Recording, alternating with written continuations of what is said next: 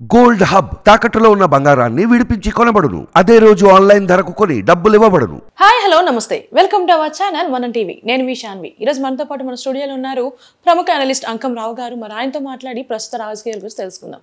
Hi sir, నమస్తే. నమస్తే అమ్మ. సో ఇప్పుడు చూసుకుంటే జగన్మోహన్ రెడ్డి గారు పేర్లు మెన్షన్ చేయకుండా వైసీపీ వారసులు అని చెప్పుకుంటూ ఎల్లో కలర్ శారీస్ కట్టుకుని వెళ్తున్నారు అని చెప్పేసి అంటున్నారు. మరి దీనికి సంబంధించి ఏంటి అంటే వారసులు అని షర్మిలా గారిని అన్నారని, ఎల్లో కలర్ శారీ అనేది టీడీపీకి సంబంధించి అన్నారని చెప్పేసి అంటున్నారు. మరి ఈ వ్యాఖ్యల్ని ఎలా చూడొచ్చు మనం? మీరేం చెప్తారు? చెల్లెళ్ళ పేరు చెప్పడానికే భయపడిపోతున్నాడు జగన్మోహన్ రెడ్డి గారు. ఈరోజు పచ్చచీర కట్టుకున్న వాళ్ళందరినీ తెలుగుదేశానికి వారసులు అని చెప్పని ప్రకటించే విధంగా ఉంది అతని తత్వం చూస్తూ ఉంటే.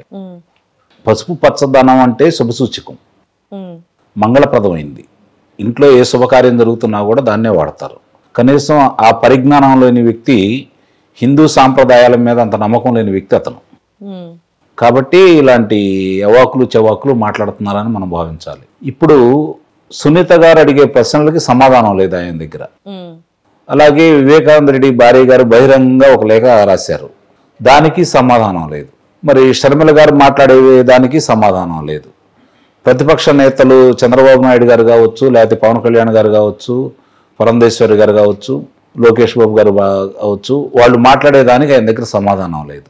రాష్ట్ర పరిస్థితి ఏంటి, రాష్ట్రం ఏ విధంగా పురోగతి సాధించాలి, రాష్ట్రంలో శాంతి భద్రతల పరిస్థితి ఏంటి, వాటి గురించి వాళ్ళు ప్రశ్నిస్తూ ఉన్నారు. అవినీతి మీద ప్రశ్నిస్తూ ఉన్నారు, దురాఘాతాల మీద ప్రశ్నిస్తున్నారు, దోపిడీ మీద ప్రశ్నిస్తున్నారు.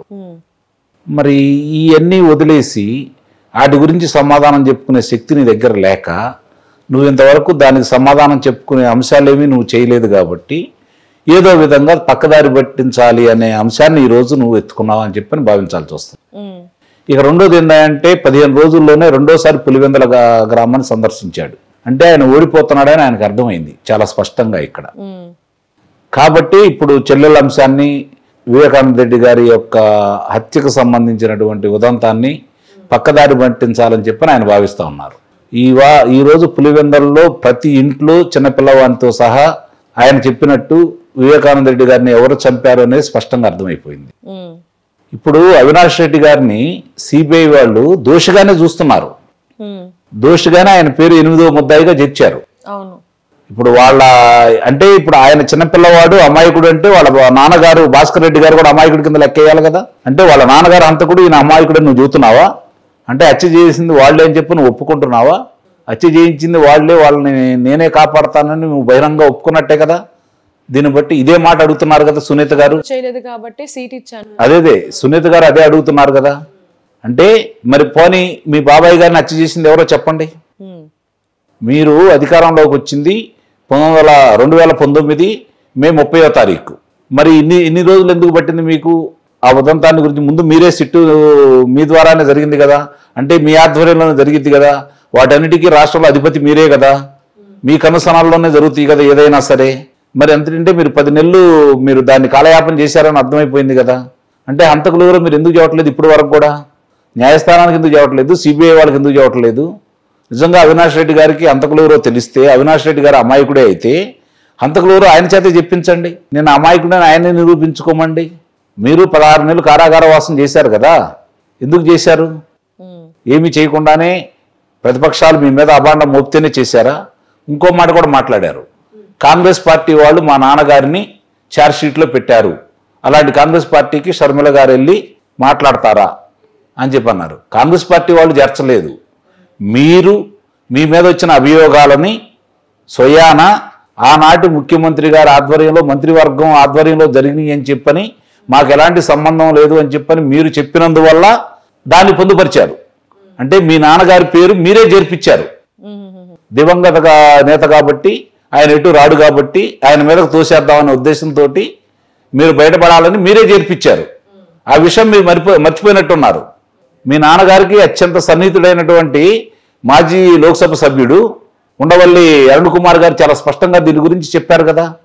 పోనీ ఆయన ప్రశ్నకు సమాధానం చెప్పండి కాదని ఈరోజు మీరు చేసిన నేరాలన్నీ పక్క వాళ్ళ మీద నెట్టాలనే ప్రయత్నంలో భాగంగా మీరు చేసినటువంటి ఈ 5 సంవత్సరాల పరిపాలనలో అసమర్థ పరిపాలనకి, దోపిడీకి, దొంగతనాలకి, హత్యలకి నిలయంగా మారింది. కాబట్టి దాన్ని కప్పిపుచ్చుకోవడానికి అభివృద్ధి అనేది ఆమె దూరంలో కనపడతా ఉంది కాబట్టి దాన్ని కప్పిపుచ్చుకోవడానికి ఎన్నికలు మళ్ళీ ఈరోజు వచ్చినాయి కాబట్టి ఆ ఉదంతాన్ని మరి బయటికి తీసుకొచ్చారు.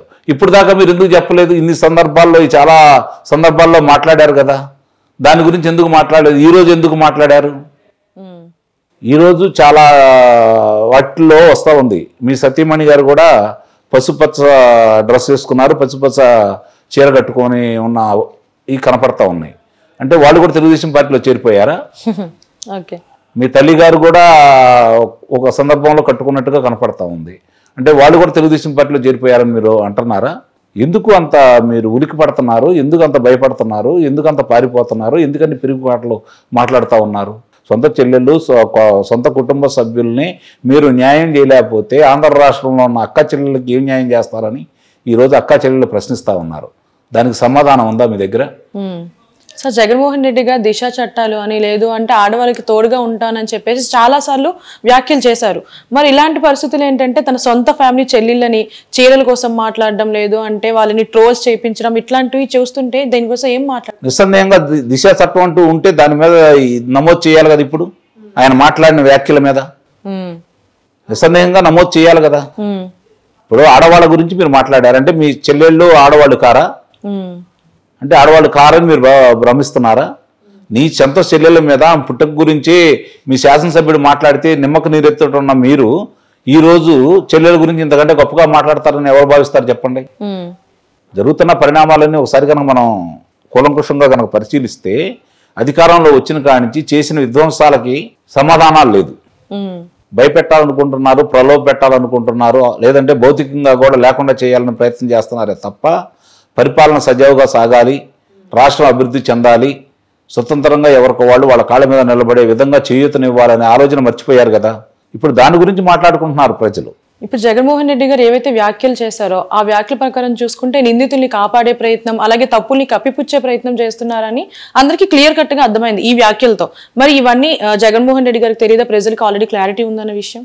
అంటే ఆయన తప్పనిసరి పరిస్థితుల్లో ఇలా మాట్లాడుతున్నాడని నేను భావిస్తున్నాను. ఎందుకంటే అది కూడా వేరే వాళ్ళు రాసిస్తున్నారు కదా. అంటే ఆయన స్వతంత్ర భావాలు కానీ సొంతంగా చెప్పే విధానాలు కానీ లేవని దీన్ని బట్టి ఇప్పుడు అర్థమైపోయింది ప్రజలకి. ఆయన్ను కూడా వేరే వాళ్ళు నియంత్రిస్తున్నారని దీన్ని బట్టి అర్థమైపోతాం. ఆయన కూడా మీరు ఇలానే మాట్లాడండి, మాట్లాడితేనే ముఖ్యమంత్రిగా ఉంటారు, లేకపోతే మీరు దిగిపోతున్నారని వేరే వాళ్ళని బెదిరిస్తున్నారేమో నాకు అర్థమైపోతుంది ఇప్పుడు దీన్ని బట్టి చూస్తాం. అంటే తన సొంత చెల్లెల్ని కాపాడలేకపోయేవాడు బయట రాష్ట్రంలో ఉన్న ఆడవాళ్ళకి ఏం కాపాడుతాడు? ఇంకా అంటే సొంత చెల్లిని ఇంత బ్యాడ్ గా మాట్లాడుతున్నారు కదా అన్న మాటలు కూడా వస్తున్నాయి. దీని గురించి ఏం మాట్లాడతారు? సొంత చెల్లెలకి 88 కోట్ల రూపాయల అప్పిచ్చిన నిరుపేద. ఓకే. కాబట్టి ఆయన చెప్పేయన్నీ అబద్ధాలని చెప్పి ప్రజలకు ఎప్పుడు అర్థమైపోయింది. ఇక ఆయన వల్ల రాష్ట్రానికి ఉపయోగం లేదు, ప్రజలకు ఉపయోగం లేదు, మన ధనాన్ని దోచుకొని మనకి పప్పు బెల్లాల్లా పంచుతున్నాడు అని ప్రజలకు అర్థమైపోయింది. ఇప్పుడు ఒక వర్గం, ఒక మతం, ఒక కులం, ఒక ప్రాంతం అయితే వాళ్ళని ఏదో చేశారు అనుకోవచ్చు.